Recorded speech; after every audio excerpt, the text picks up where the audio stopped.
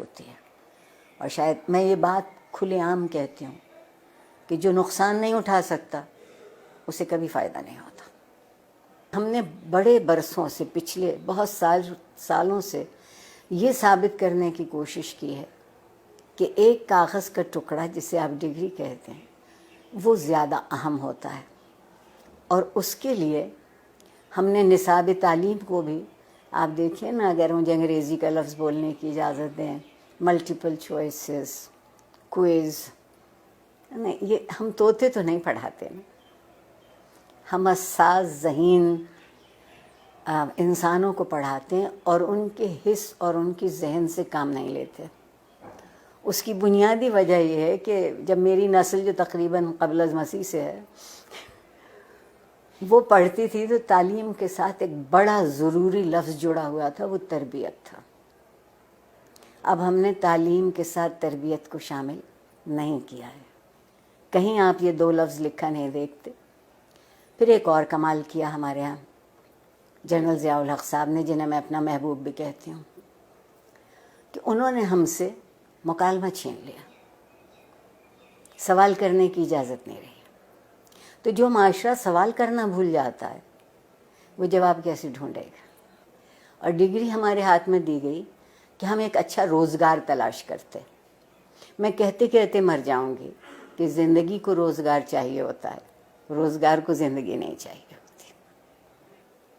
ہم کندھوں کا بوجھ بڑھا رہے ہیں، ہم ذہن کو وسیع نہیں کر رہے، کشادہ نہیں کر رہے.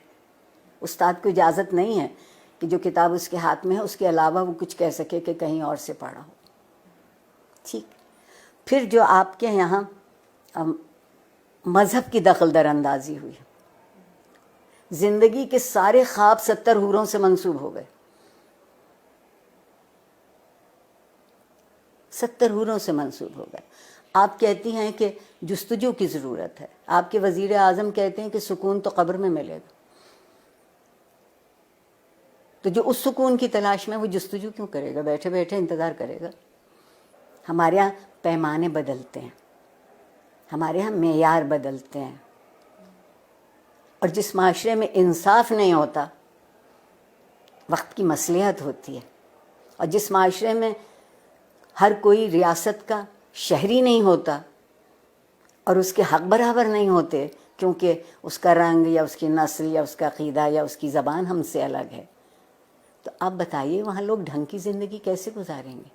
اور سوشل میڈیا اگر آپ مجھ سے پوچھیں تو بندر کے ہاتھ ادرک آئی ہے. جس کو یہ معلوم نہیں کہ اسی کو کتنا مثبت طریقے سے، اسی سے تربیت ہو سکتی ہے، اسی ٹول کو استعمال کیا جا سکتا ہے، اسی آلے کو ان کی طالب علموں کی بہتری کے لیے.